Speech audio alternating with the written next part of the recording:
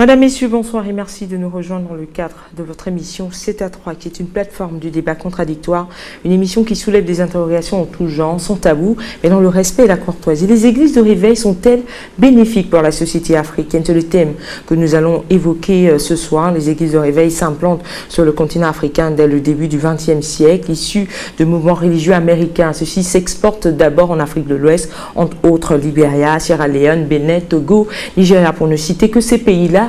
Puis on observe voilà, une diffusion très rapide. La deuxième grande vague de développement de ces églises s'étend de la période des indépendances à la fin des années 1980. Celle-ci se propage principalement en raison de la déception grandissante des fidèles chrétiens à l'égard des structures religieuses classiques et du déploiement d'un regard critique des populations sur la gestion politico-sociale de leur pays. Enfin, la troisième vague, la plus fertile, débute entre 1990-91, année de la proclamation dans certains États de l'Afrique centrale de la liberté d'association telle qu'au Gabon, la liberté de culte au Cameroun, au Congo-Brazzaville, coïncidant avec celle des conférences nationales. Le terme église de réveil ou église éveillée recouvre une réalité hétérogène. Nous rencontrons justement cette dénomination, nous rencontrons ces églises sous une multitude de dénominations relevant de dynamiques religieuses en perpétuelle évolution. Ainsi, parfois, une seule chapelle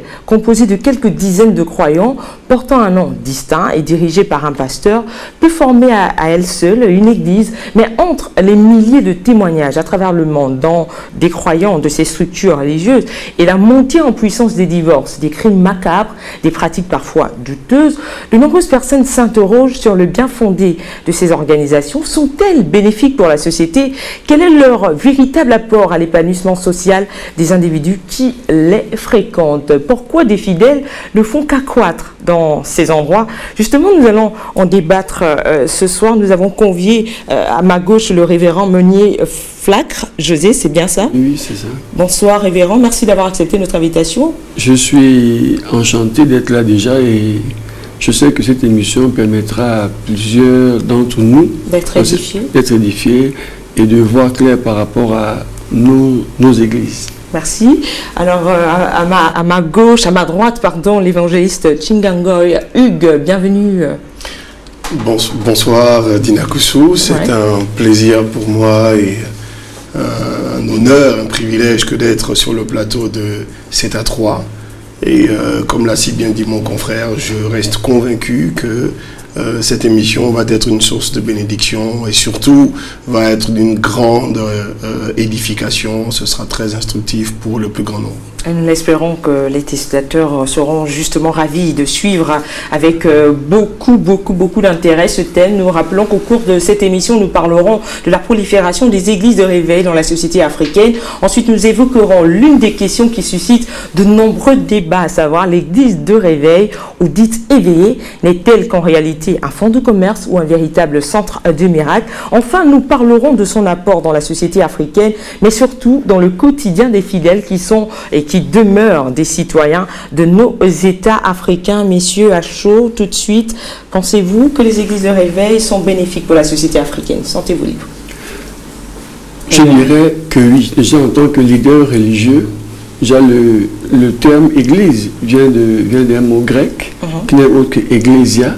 Ecclesia qui signifie sortir hors d'eux.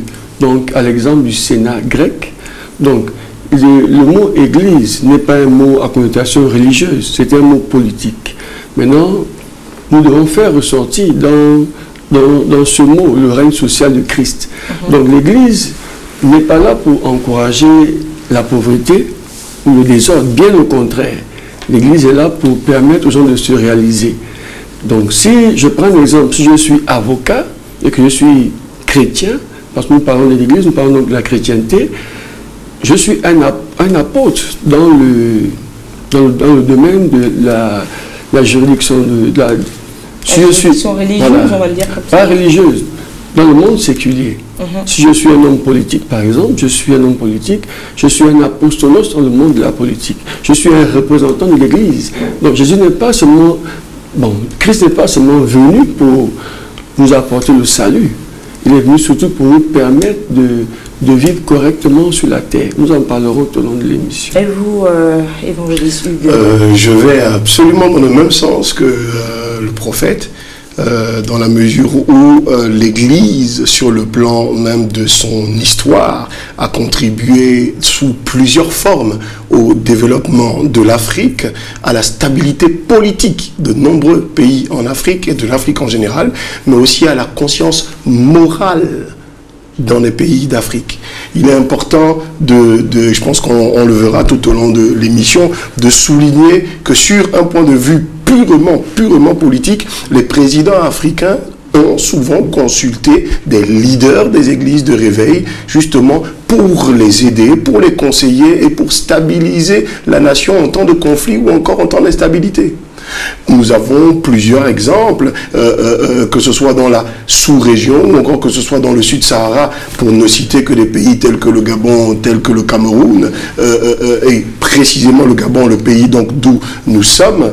En 2005, nous avons eu la journée nationale de prière, où justement nous avions le défunt président, le feu président Omar Bongo Ondimba, qui a honoré de sa présence ce rendez-vous où justement et les politiques et le milieu ecclésiastique et les églises de réveil et le clivage religieux dans son ensemble se sont unis pour élever les mains vers Dieu pour qu'il y ait une paix durable, celle que nous avons déjà héritée, oui, mais qu'il y ait une paix durable dans la continuité, dans l'après, lui ou encore dans sa pérennité.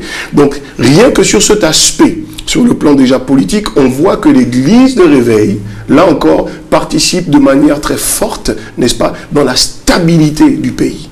Rien que pour ne citer que le Gabon. On peut encore aller beaucoup plus loin, Mais sans vouloir vous interrompre, évangéliste Hugues, même si je le fais, Hugues Chingongo plutôt, est-ce que vous n'avez pas l'impression que cette complicité qui existe entre les hommes politiques et justement les hommes d'église justifie la prolifération des églises de réveil qui est très répandue actuellement sur le continent africain? Je ne pense pas qu'il y ait une forme de complicité dans...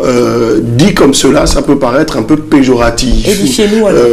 Complicité. Non, je pense que c'est tout à fait logique que l'Église, que les leaders de réveil collaborent avec les politiques. La Bible stipule clairement que pour que le pays soit dans la paix, il est important que l'Église, que les enfants de Dieu, d'accord, prient pour leurs autorités, de sorte que les autorités reçoivent de Dieu la sagesse nécessaire pour pouvoir diriger le pays. Ainsi, si nous prions pour nos autorités, si nous collaborons avec nos autorités dans, n'est-ce pas, une dynamique de paix pérenne, durable, il est tout à fait logique que nous soyons dans une forme d'amitié, dans une forme de relation, on va dire de collaboration, mais pas de complicité, parce que complicité pourrait avoir un côté un peu, aller derrière les rideaux, il y a des choses qui se passent. Non, je ne pense pas. Je pense qu'au contraire, l'Église de Christ, et de surcroît les églises de réveil, je tiens à le préciser, sont des églises à forte intégrité et qui ont une voix claire dans les valeurs qui sont les valeurs aussi bien de Christ, donc chrétiennes d'abord, mais aussi des valeurs universelles telles que l'intégrité, la justice, le respect des droits de l'homme et l'amour, donc la paix. On parle d'amour, on parle de paix, révérend Meunier. Est-ce que par rapport à ce que venait de dire tout à l'heure l'évangéliste Hugues Chingongo, est-ce que vous êtes en train de dire qu'un pasteur ou un révérend, un prophète qui ne s'entend pas avec les autorités, ça veut dire qu'en réalité, c'est pas un vrai homme de Dieu, il n'applique pas la loi divine, c'est cela? On va le dire comme ça, parce que, oui... Donc, tous les pasteurs qui ne collaborent pas avec les hommes politiques, pour parler des autorités, ce sont des gens qui ont perdu leur voix, en fait. Non, il faut peut-être rétablir ce qu'on entend par collaboration, mais nous devons prier les autorités. Nous devons soutenir les autorités. Ça, la Bible dit clairement, si nous voulons avoir la paix, si nous voulons vivre en paix, nous avons le devoir de prier pour nos autorités. Nos autorités également ont le devoir de nous consulter. En fait, nous sommes comme des consultants pour nos autorités. Si nous prions pour nos autorités, les choses iront de mieux en mieux. Parce que même en tant que consultant, par rapport à la gestion de la cité, l'Église, je prends l'exemple par exemple d'un pays comme la Zambie, même en parlant des mariages, par exemple aujourd'hui, l'Église fait œuvre utile. Ce n'est plus le maire qui marie les gens tout seul. Il y a un pasteur et on lui remet des fiches et le pasteur s'occupe de marier parce que ce pays a des valeurs, nous sommes sur les valeurs. Quand nous regardons même l'Europe, l'Europe n'a pas été bâtie sans la parole de Dieu. C'est la parole de Dieu qui a bâti l'Occident. L'Afrique a besoin aujourd'hui, avec l'avancée de la civilisation, l'Afrique a besoin de la parole de Dieu. Sans la parole de Dieu, il ne peut pas avoir de développement durable, il ne peut pas avoir de développement. La preuve, nous avons eu des sociétés secrètes africaines, ça ne nous a rien apporté jusqu'à ce jour. Mais avec la parole de Dieu, il y a des valeurs, il y a des principes. Les gens veulent tout avoir tout de suite, mais il faut des principes. Donc la parole de Dieu vient également pour caser l'Africain, ou bien le peuple africain, sur les fondements des principes. Prophétie, oui, il n'y a pas de prophétie sans les principes. Les prophéties plus les principes, ça mène l'accomplissement. Nous avons besoin aujourd'hui de prendre comme valeur la parole de Dieu. La parole doit être au cœur de la vie, même la société. La parole de Dieu donnée sur quelle forme? Parce qu'aujourd'hui, de nombreux fidèles qui étaient dans ces églises-là décrivent les différentes méthodes de certains hommes de Dieu. La parole de Dieu dont vous parlez doit être donnée sur quelle forme finalement? Voilà pourquoi j'insiste sur la formation. Vous savez, c'est vrai que les gens sont pressés à tous les niveaux, même au niveau, les gens sont pressés de devenir. Mais on ne devient pas sans fondement.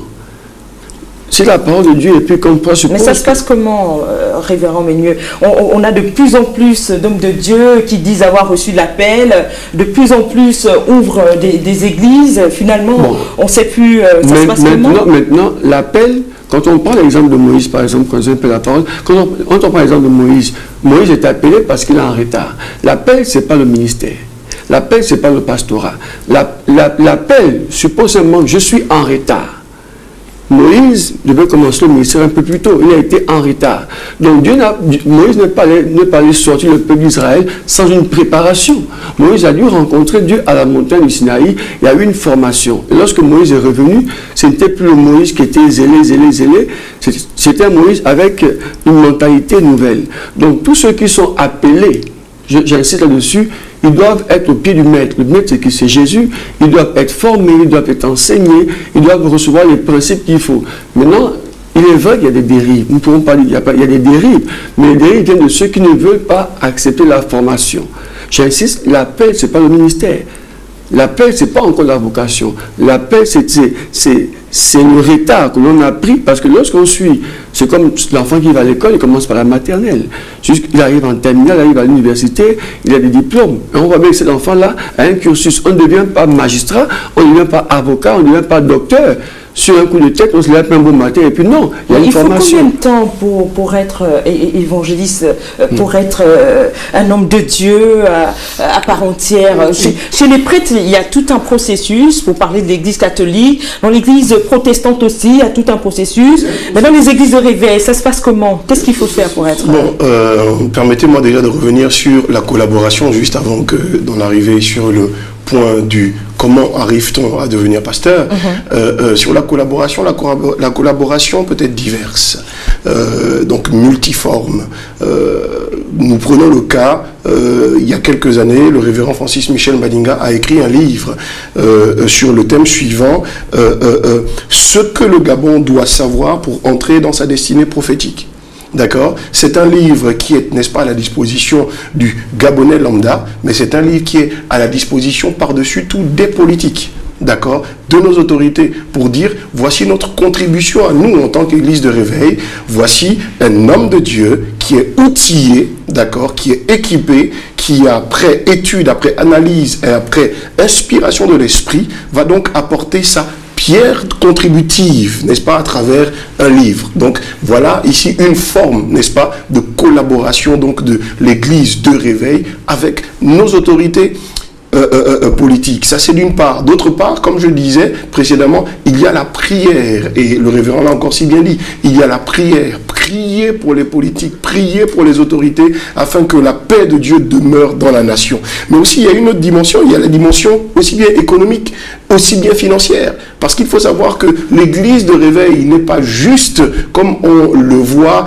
ces rencontres enflammées, de prédications enflammées, de gens en transe et autres. Non, c'est aussi tout un système qui suscite, n'est-ce pas, l'excellence dans le cœur des uns et des autres, qui pousse, n'est-ce pas, surtout les générations nouvelles, donc comme les nôtres, à être plus excellents, à être utiles à leur nation. Et cette utilité ne passe pas simplement que par le fait d'avoir une position politique donnée, non, mais aussi d'être instruit, d'accord, d'être diplômé, d'être cultivé, d'être formé. Et j'appuie donc ce que disait le révérend tout à l'heure, la formation. Alors pour en revenir justement c'est d'ailleurs la question qui préoccupe de nombreux téléspectateurs. Qui préoccupe. Comment on fait pour devenir pasteur? Comment ça se passe? Dans quelles normes? Quel est le temps qu'il faut? Quels sont les délais exactement? En fait, il est important de dire qu'il n'y a pas de délai précis en ce qui concerne l'appel. Comme l'a si bien dit le révérend, c'est Dieu qui appelle. Aujourd'hui, il va vous appeler, Dina Koussou, je veux que tu me serves. D'accord? Je veux que tu me serves, ma fille, et je veux que tu annonces l'évangile de Christ. D'accord? C'est le moment où Dina Koussou reçoit l'appel. Dans le processus maintenant d'être utile à Dieu, donc d'être efficace dans la mission qu'il me donne, il y a le fait que je dois être outillé. C'est exactement comme un enfant qui recevrait de la part de son père le désir, le souhait que d'être docteur. Bébé, je veux que tu sois docteur. C'est un appel. Maintenant, pour l'être de manière effective, il y a tout un tas d'étapes. Les premières étapes sont déjà le témoignage, dans le cadre donc de l'église dans laquelle celui qui est appelé évolue. Donc c'est un bon frère, il a une bonne moralité, c'est quelqu'un qui aime Dieu, qui sert Dieu de manière désintéressée. Qu'est-ce que ça veut dire être un bon frère? On l'entend souvent dans des églises de réveil. Deux fois, on ne comprend pas très bien. On juge ça sur quelle base? Sur le plan spirituel? Sur quel point? Déjà que c'est Dieu, je pense que le seul à pouvoir. On ne connaît pas véritablement un individu dans son homme intérieur. Oui. D'accord? Mais pour connaître un individu, il faut regarder à ce qu'il fait. Jésus a dit, si tu ne crois pas en ce que je dis, regarde-moi à ce que je fais. D'accord? Donc aux fruits. Et justement, ces personnes qui se distinguent, donc qui ont déjà reçu l'appel, d'accord, se distinguent dans leur vocation par le fruit. Et le fruit, c'est quoi? On parlerait du fruit de l'esprit, on parlerait de la patience, de la bénignité, on parlerait de l'amour, on parlerait du pardon, on parlerait de l'intégrité, on parlerait donc de la tempérance, on parlerait donc de toutes ces catégories, toutes ces tranches du fruit qu'est le fruit de l'esprit, d'accord, que doit manifester dans un premier temps de manière visible celui qui est appelé. Après, au-delà donc de ce travail donc qui est un travail de l'intérieur vers l'extérieur, parce que vous vous rendez bien compte que ce sont des sentiments, c'est des caractéristiques qui sont propres à l'homme intérieur, il y a la dimension extérieure. Et la dimension extérieure, c'est quoi? C'est que je peux être tempérant, je peux aimer les gens, d'accord, je peux donc être un bon ouvrier, un bon frère pour une sœur, un bon frère pour un frère, mais il faut que je sache comment lui parler. Et parfois, je peux avoir des lacunes sur le plan du langage. Je peux, par exemple, pour faire une remarque, la faire de manière brutale. Vous savez, si vous dites à quelqu'un qui s'appelle Joseph, « Joseph, donne-moi cette roue », c'est différent de « Joseph, s'il te plaît, peux-tu me donner cette roue ?» Donc, ce qui fait qu'il y a un travail donc de formation, de pédagogie. Alors, l'appel, d'accord, est premier. Maintenant, le fait d'être efficace de manière effective, d'accord, passe par la formation. Une formation qui prend combien de temps? Relative. Relative, 20 ans ou plus? Non, je ne pense pas que la formation à quel moment on est sûr que l'homme de Dieu est déjà prêt, etc. La conviction a plusieurs niveaux. Le premier niveau est celui d'abord de l'individu lui-même, selon que Dieu l'en convainque. Première chose. Deuxième étape, c'est la conviction doit venir de ses leaders. Donc s'il est dans une congrégation donnée, les leaders qui apprécient son évolution, d'accord, peuvent justement estimer, convaincus par l'Esprit de Dieu, que c'est le temps. On peut le libérer pour que lui, à son tour, il soit utile pour les autres. Et je pense que le révérend appuiera. De toutes les façons, on parle des églises de réveil comme étant soit des fonds de commerce ou de véritables centres de miracles. C'est pour ça que nous allons entrer dans la deuxième partie de cette émission pour en parler juste après cette petite transition.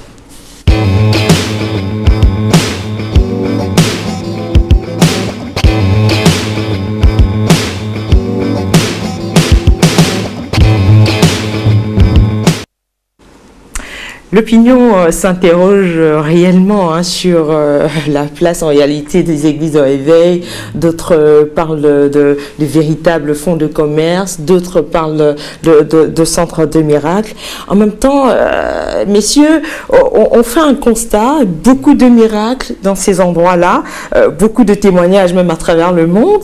Est-ce que ce sont des vérités arrangées ou bien, voilà, ce serait peut-être l'occasion de nous édifier. On dit 2 fois que des pasteurs s'arrangent avec des brebis pour des témoignages.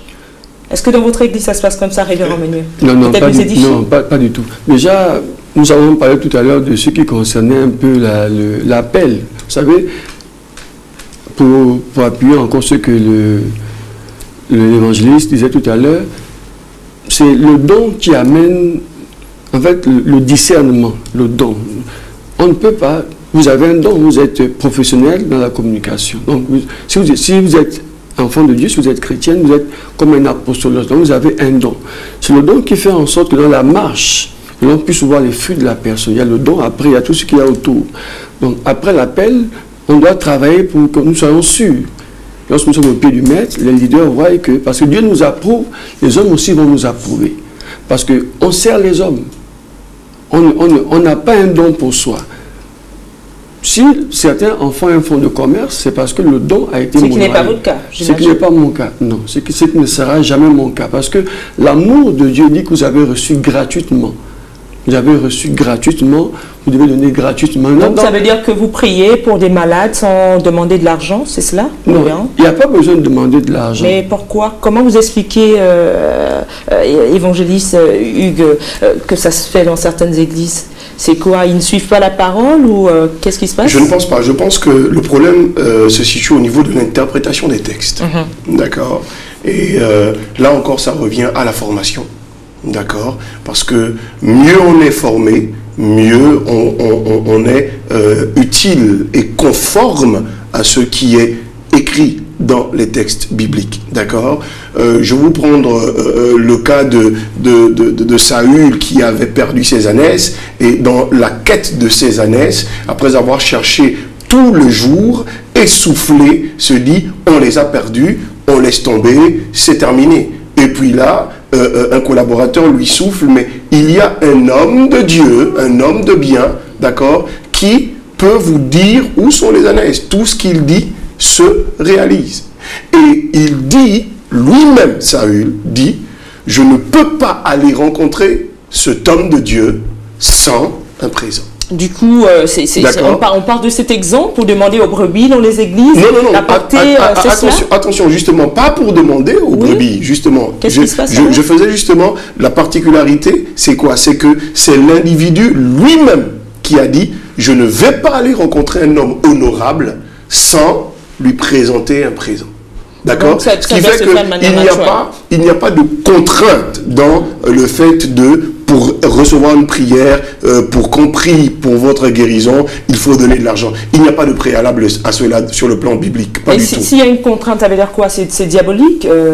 Ça veut dire qu'on ne respecte pas la parole et toujours la mauvaise interprétation du texte, parce que Malachie 4... Mais finalement, vous parlez de mauvaise interprétation, alors qu'une grande partie quand même, excusez-nous, de ces églises, parce que là, je vais me faire l'écho d'être le porte-parole de cette population qui n'a peut-être pas de voix, une grande partie de ces églises actuellement demandent en échange des prières de recevoir quelque chose. J'insiste toujours sur la mauvaise interprétation des textes. Nous prenons l'exemple de Malachie 4, il dit « apporter fidèlement ». Lorsqu'on devient fidèle, parce que le synonyme de chrétien, c'est fidèle. Dieu est fidèle. Dieu a mis des principes, il y a des principes.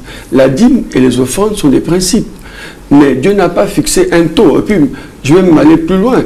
On dit servir l'argent. J'en parle souvent de... on sert mammon. Mammon, c'est un esprit. L'argent, c'est la pensée de Dieu. Donc, la mauvaise interprétation des textes, c'est la pensée de l'homme. Lorsqu'on est bien formé, nous savons comment décortiquer la Bible, comment faire ressortir le sens même de l'esprit, parce que Celui qui est charnel ne peut pas comprendre les choses de l'esprit. Donc, vous pouvez regarder cette caméra et dire aux populations, là, tout de suite, africaines qui vous regardent dans le monde, et les populations même du monde, pour aller plus loin, vous pouvez regarder cette caméra et dire, si on vous dit dans des églises d'apporter de l'argent, etc., c'est diabolique. Vous pouvez le dire en regardant la caméra? Je le dis autrement. Oui. Si on fait des consultations prophétiques, parce qu'il faut, par rapport au contexte de notre pays, ouais. Moi, je suis leader depuis, je suis un étudiant de la Bible, je suis un théologien. On parle des consultations prophétiques. Les hommes aussi, les Africains, ne sont pas encore totalement sortis des systèmes de pensée que nous connaissons, le maraboutage, le fétichisme.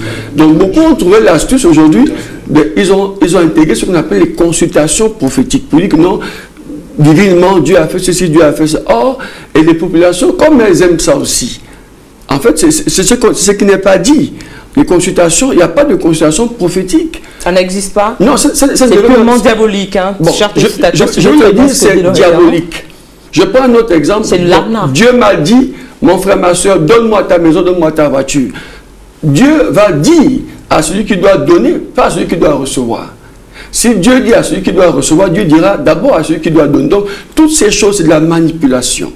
J'insiste là-dessus, c'est de la manipulation. Lorsqu'on est bien formé, on sait comment transmettre le message aux fidèles. Motiver les fidèles à venir déposer naturellement. Vous ne demanderez pas aux gens d'apporter ce pourquoi vous ne les avez pas formés.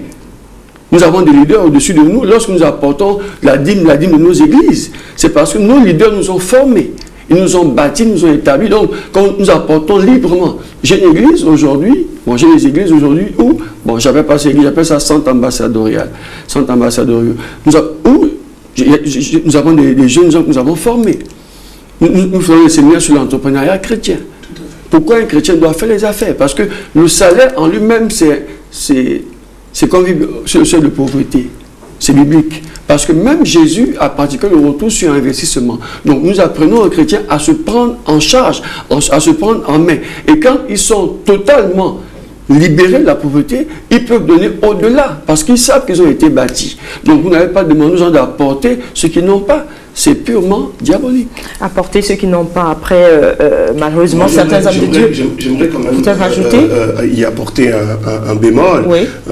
Dans le fait où, effectivement, ce qu'il y a de diabolique peut être, n'est-ce pas, la volonté sournoise, mesquine, petite, n'est-ce pas, comme ça, que d'extorquer de l'argent à la personne faible ou la personne qui est donc dans le besoin. Toutefois, en fonction aussi des structures, des institutions, en fonction donc des églises, il y a un fonctionnement. Ce fonctionnement n'est peut-être pas en rapport avec le fait que je prie pour toi si tu me donnes de l'argent. D'accord? Ce fonctionnement peut être en rapport avec un projet. Le projet de construction d'une église. D'accord? Le projet de construction d'une école.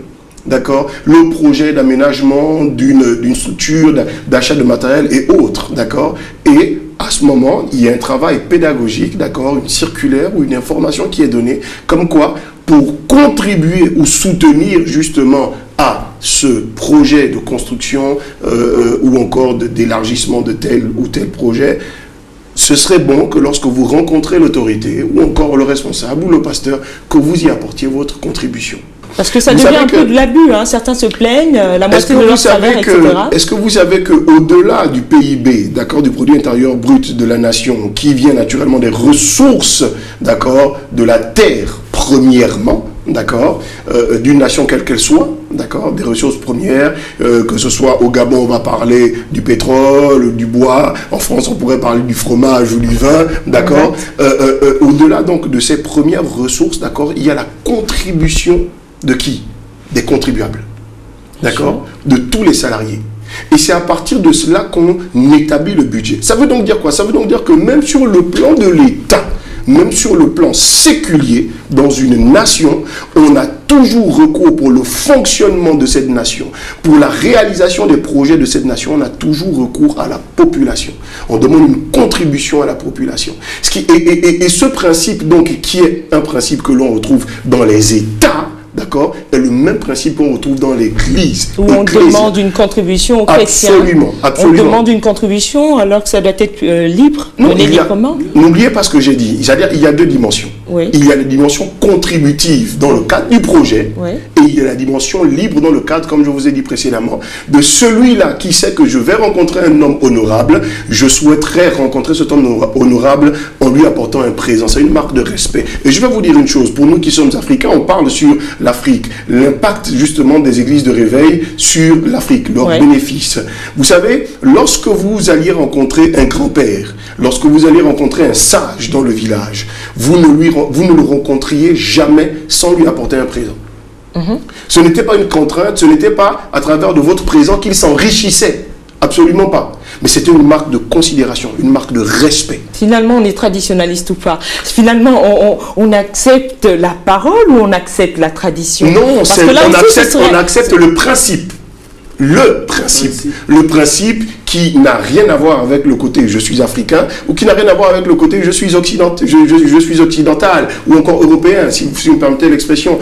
On a des nations telles que, regarde, même entre chefs d'État, lorsque le président Barack Obama et son épouse sont allés rencontrer la reine Elisabeth II, ils lui ont apporté des présents et inversement. D'accord? Le présent est d'abord une marque de respect, une marque de considération. D'accord? C'est la chose la plus importante. Surtout quand c'est donné librement, si vous permettez, évangéliste Hugues, c'est peut-être important de préciser cela aux téléspectateurs. Un présent est important, et surtout quand il est donné librement. Mais lorsqu'on motive, malheureusement, des brebis, où on impose à certaines brebis de venir apporter des présents, c'est là où le bas blesse et c'est là où la population s'indigne.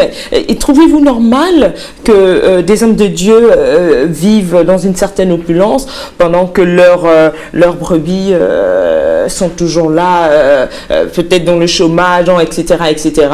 Trouvez-vous normal? Pourquoi ce déphasage-là entre l'homme de Dieu et la brebis? Je vais revenir au terme que j'ai employé au tout début. Le mot « ecclésia », c'était un mot politique, sorti hors d'eux.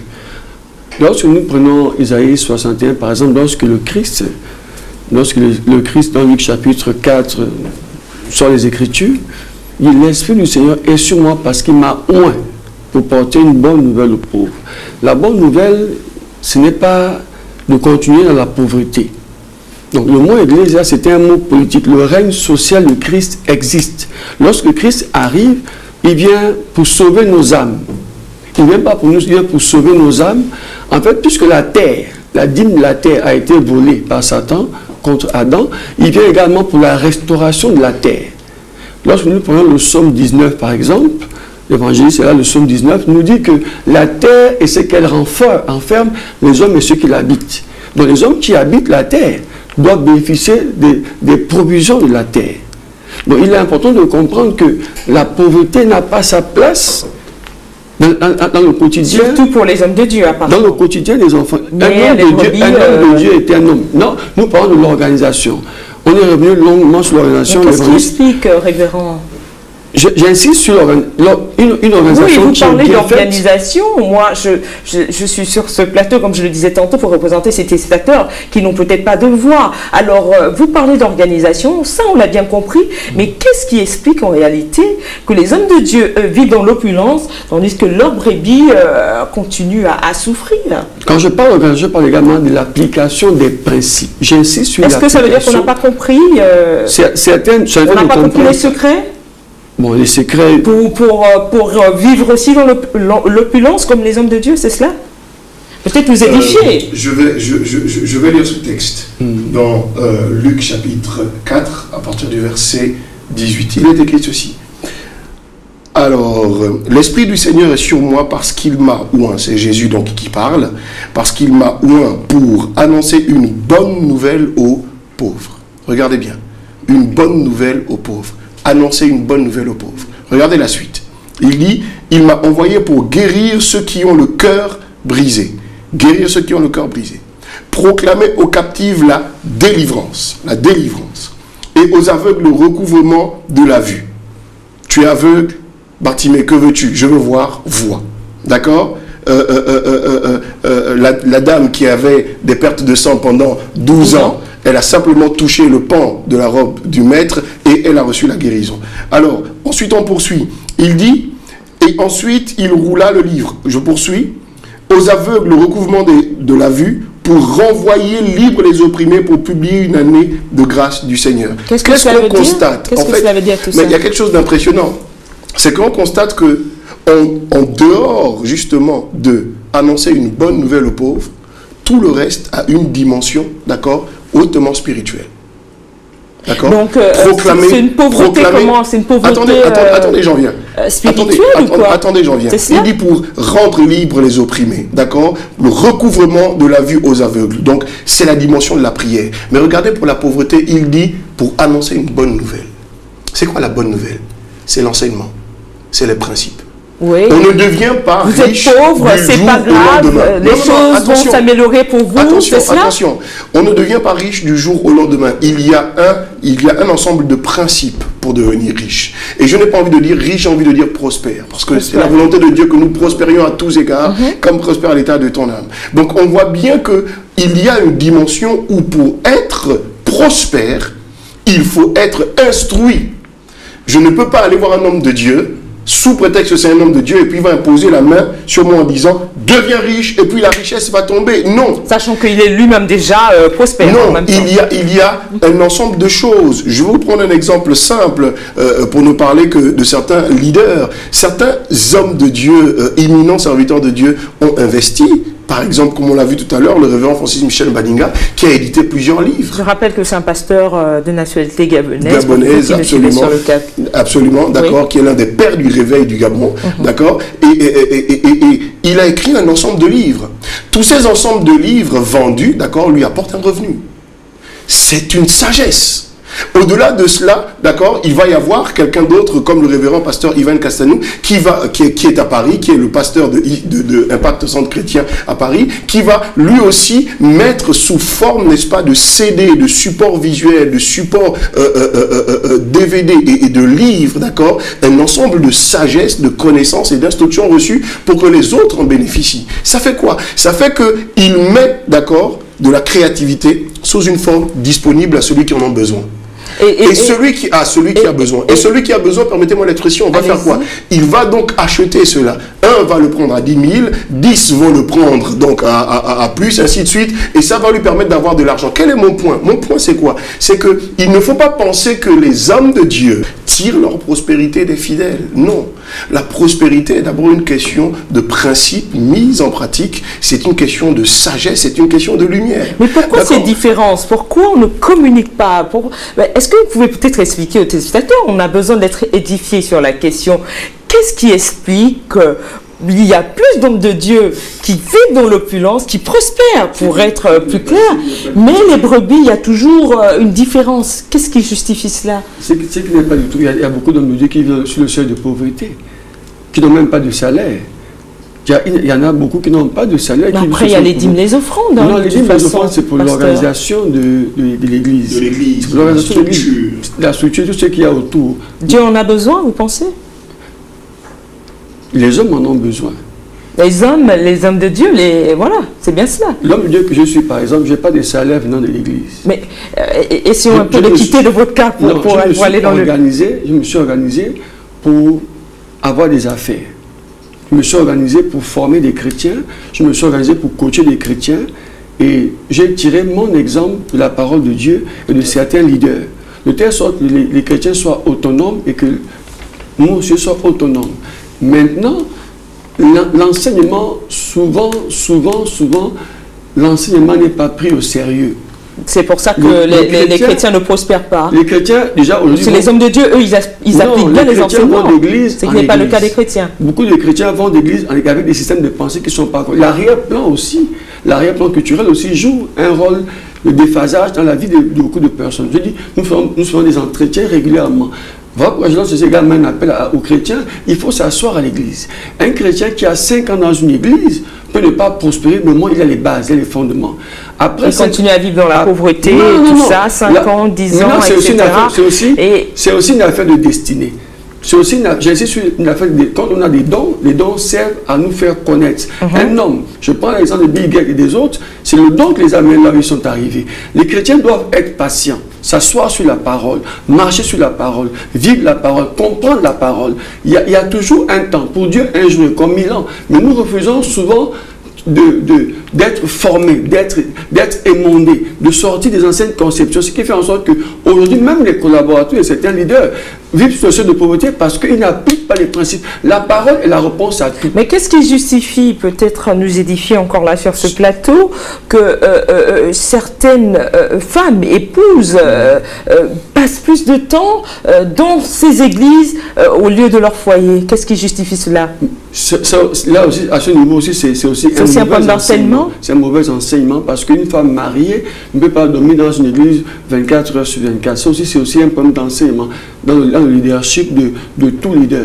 Parce qu'une femme mariée doit, parce que Dieu agit sur le principe de la famille. Mais nous, c'est parce que nous observons. Malheureusement, il y a même, pour vous étonner, un bilan au Gabon qui est sorti, qui donnerait les églises de réveil, ou qui désignerait les églises de réveil comme l'une des principales causes des divorces au Gabon, pour parler du Gabon. Non, je pense que c'est de l'amalgame et c'est de la mauvaise foi. Parce que une cause de divorce, c'est quelque chose qui est en rapport avec deux individus. Puisqu'on divise des familles. Non, non, absolument pas. On estime, on dit à une femme que ce mari n'est pas le vôtre devant Dieu, devant les hommes. En plus de ça, je tiens à dire que l'église de réveil, d'accord, et pour la particularité qu'est le Gabon, a contribué à unifier beaucoup de familles divisées, disloquées, a contribué à réparer des couples qui étaient en froid, a contribué à réparer des fils qui s'étaient éloignés de leur père, des filles qui s'étaient éloignées de leur mère.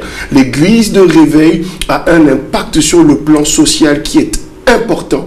L'église de réveil permet aux gens justement qui ont ces déséquilibres émotionnels à l'intérieur d'eux de trouver un équilibre, d'accord? Et ça, c'est quelque chose qui est important. L'amalgame selon lequel, effectivement, parce qu'il y aurait eu 2, 3 faits divers, et un fait divers, il est fait divers parce qu'on l'a pris et on en a fait tout un scandale. Mais ce sont des choses qui arrivent, d'accord, des dérapages. Les dérapages qui peuvent avoir ici et là ne changent pas le fait que l'Église est une source de bénédiction, est une source de bien pour l'ensemble de la société, aussi bien les autorités que la personne lambda. Et j'aimerais revenir, si vous me permettez, sur la question de la prospérité. On parlait du fait que justement certains hommes de Dieu seraient plus prospères que le peuple. Peut-être donner le secret justement à cette brebis-là pour être aussi prospère comme vous, les hommes de Dieu. Si cela me permet, l'occasion de nous édifier là-dessus. Je dirais simplement ceci, que tout est une question d'instruction, de connaissance, d'information, donc de formation. Tu ne peux pas opérer à une dimension que tu ne connais pas. Je vous prends un exemple simple. Si un jeune homme décide, pour impressionner la petite fille du quartier, de prendre la voiture de son père, n'ayant pas passé le permis de conduire, donc ne sachant même pas que lorsque le tableau de bord indique que la pointe est vers le bas, qu'il n'y a plus de carburant, et qu'il se retrouve sur la chaussée arrêté, il ne va pas se mettre à crier en disant « Au nom de Jésus, c'est une attaque, on ne veut pas que je me marie, la voiture ne démarre pas, elle va démarrer. » Non. D'accord? Le problème, c'est quoi? C'est qu'il n'a pas payé le prix de faire le permis de conduire. En faisant le permis de conduire, on lui aurait non seulement appris les normes et les règles, les codes de conduite, mais on lui aurait aussi appris quels sont les signaux que donne, n'est-ce pas, un tableau de bord. Et il aurait pu donc faire quoi? Il aurait pu se rendre compte que, ah, attention, l'aiguille me signale qu'il n'y a plus de carburant. Avant d'aller chez la petite que je veux séduire, je vais d'abord à la station. D'où viendrait donc son problème de pauvreté à celui-là? Son problème d'échec à celui-là? De son manque de connaissance. Et c'est pareil pour beaucoup. Donc une bonne majorité de fidèles dans ces églises. Que ce soit des leaders d'église, donc qui sont des pasteurs, que ce soit le peuple, d'accord, qui suit leur leader, d'accord, il y a un problème de niveau d'instruction. Écoutez, aujourd'hui on a des pères... Est-ce qu'il n'y a pas une volonté de retenir les informations comme celle-là? Quelqu'un a 10 ans dans votre ministère, il vous accompagne depuis 10 ans et vous prospérez, et j'insiste là-dessus parce que c'est un scénario très fréquent. Vous êtes prospère depuis ces 10 années en question, mais cette personne qui vous accompagne, qui vous a toujours accompagné, est toujours dans un piteux état. Il y a plusieurs volets. Et si vous me permettez, je clôture vite fait la question sur le plan financier. Donc, je parlais donc de celui-là qui expérimente, d'accord, un échec à cause du fait qu'ils ne connaissent pas. Je vous prendrai le cas donc de cette autre personne dans l'église, qui n'a pas forcément de grand diplôme, d'accord, et j'ai donné un enseignement dessus, sur le plateau de Croire pour vivre, d'accord, émission gospel, où je disais cette dame qui n'a pas forcément un haut niveau d'études, mais qui sait faire des gâteaux, qu'on appellerait dans le quartier maman gâteau, qui vendrait chaque jour des gâteaux, d'accord, à partir de 17h jusqu'à, on va dire, 22h, et elle ferait un chiffre d'affaires de 50 000 francs CFA. En 10 jours, elle a 500 000 francs CFA. En un mois, elle a 1,5 million. Elle n'est pas pauvre. Elle gagne autant qu'un cadre supérieur. Le point, c'est quoi? C'est une question de mentalité. La richesse ou la prospérité est une question de mentalité, d'instruction. Et comme l'a si bien dit le révérend précédemment, c'est aussi une question d'abord de connaissance de ses dons. Mais là encore, ça revient à la formation. Lorsqu'on a identifié ses potentiels innés, ses capacités innées, ses dons prénataux, lorsqu'on les a identifiés et que, merci Seigneur, tu as passé une petite formation, une formation auprès d'un pasteur dans une église ou encore auprès d'un institut qui te permet de comprendre qu'avec le peu que tu as, tu peux multiplier, tu deviens productif. Et c'est au part de course justement qu'on va tenter de rentrer rapidement dans la troisième partie de cette émission, vraiment au pas de course, qui s'intitule « Doit-on fermer les églises de réveil ?» On se retrouve juste après cette pause.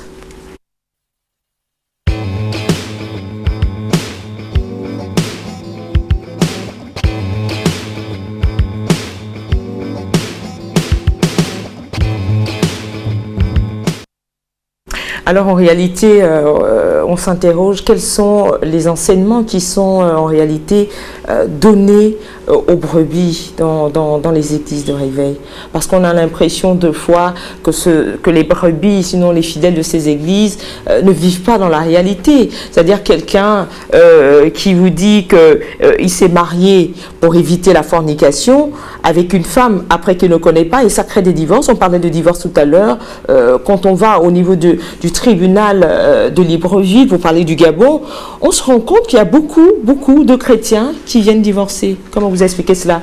Déjà, Dina, j'ai écrit un mémoire sur la problématique des pratiques sorcellaires dans l'église locale du Gabon. C'était mon thème de mémoire. Je suis revenu longuement sur les pratiques qu'il y a autour de la culture africaine. Et ce mémoire apporte beaucoup aux théologiens. Ça apporte énormément aux théologiens. Aujourd'hui, nous devons comprendre, et c'est comme un cri de cœur. Nous ne pouvons pas aider les personnes que nous n'aimons pas. Je parle de l'Église. Lorsqu'on est leader, un leader doit aimer, c'est comme un chef de famille, il aime ses enfants. Et l'enfant aime le leader. Pour pouvoir sortir de ce que j'appelle les trous d'air, il faut qu'il y ait cette relation dans le leadership de permission. Il faut qu'il y ait cette relation entre le père et les enfants. Nous avons une relation avec Dieu. Nous sommes employés de Dieu. Nous avons des fidèles qui ont besoin de s'asseoir sur la parole. C'est à nous de faire en sorte que s'il y a une brebis qui s'est égarée, de courir vers cette brebis, de la ramener. Ce que je reconnais le plus souvent, nous ne faisons pas souvent. J'insiste là-dessus, mais aujourd'hui, c'est comme un cri. Les gens doivent s'asseoir un peu dans l'église. Les chrétiens doivent s'asseoir et essayer de comprendre parce qu'on n'écoute pas seulement la voix de Dieu au travers du pasteur, au travers du bishop, au travers de l'archevêque. Il y a des mécanismes. Lorsque on aime quelqu'un, on passe du temps avec lui. Moi, je me pose la question, combien de temps nos chrétiens, nos fidèles passent du temps avec Dieu?